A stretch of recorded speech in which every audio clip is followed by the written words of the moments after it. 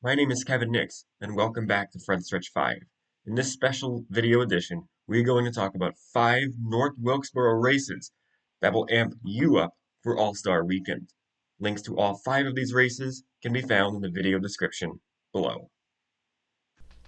Number 1. 1987 Holly Farms 400. This is the perfect race to watch if you wanted true, old-school racing.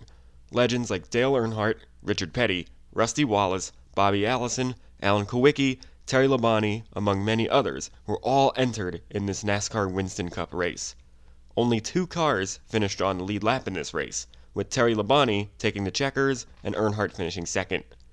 This was as talented a Cup Series field as we've ever seen in the sport, as many future Hall of Famers were in one field. We're back at North Wilkesboro, and the battle on the racetrack is for 4th, and that is the number 26 car of Morgan Shepherd that has passed the 5 car of Jeff Bodine, and so Morgan Shepherd is in 4th now, Bodine back to 5th. Number 2. 1989 Holly Farms 400. This race is most known for one of Bob Jenkins' most famous calls. Earnhardt led 343 of the 400 laps in this race, dominating in front of a packed crowd. This race saw 11 cautions, with close quarters racing present throughout the event, despite Earnhardt's domination. Dale Earnhardt and Ricky Rudd tangled on the final lap, and both cars would be passed by Jeffrey Bodine, who would score the win.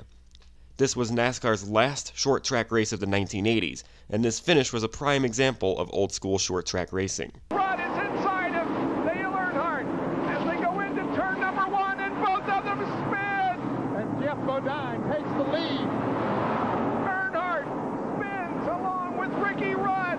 Here comes Jeff Bodine, who'll come down and win the Holly Farms 400. Bodine wins as both Earnhardt and Ricky Rudd spin on the last lap, and Rusty Wallace is going to finish ahead of Dale Earnhardt.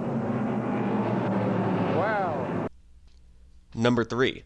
1990 First Union 400. This race is the site of Brett Bodine's only NASCAR Cup Series win. It came under a confusing scoring situation where the broadcast assumed that Darrell Waltrip was the leader when a caution came out right after green flag pit stops, when in actuality Bodine was the leader. This race was controversial for a very long time, with some fans today still disputing Bodine's win.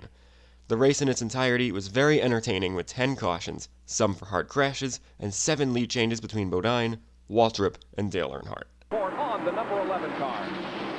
Well, gentlemen, Tim Brewer, the crew chief, just told me a minute ago they're pretty pleased with the way the car is running now, given the fact that they had a problem in the pit. There's Jerry in turn 2.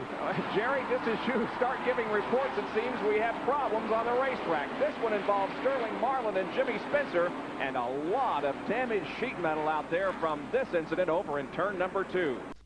Number 4. 1995 Lowe's 150. The NASCAR Craftsman Truck Series has raced at North Wilkesboro Speedway before. In its inaugural season, the trucks in 1995 went to North Wilkesboro for a 150-lap contest.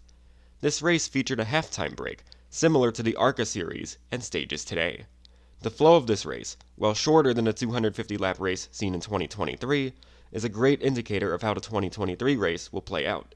Mike Bliss took the checkered flag in this, the third-to-last race of the inaugural Truck Series season. But don't forget, in these truck races, we've got a break, and they can work on the truck 7-8 minutes, and a lot of work can be done. It's really interesting, going to be interesting to see what Ernie Irvin tells his crew to do.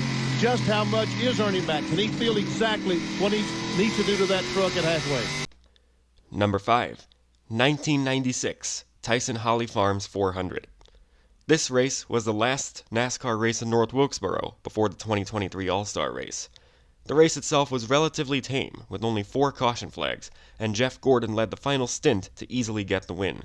However, the cars slid around, and drivers had to muscle their cars, which was a battle between man, machine, and racetrack. Tire wear was already getting significant when this race was run, and it is a true testament to the driver's ability that every car finished under power.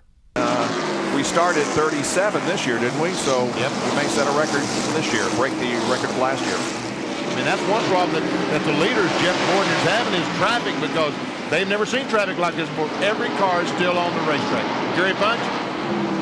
Thank you all for watching this edition of Frontstretch 5. If you think I missed a North Wilkesboro race worthy of a rewatch, feel free to comment it below, as well as any suggestions for future content.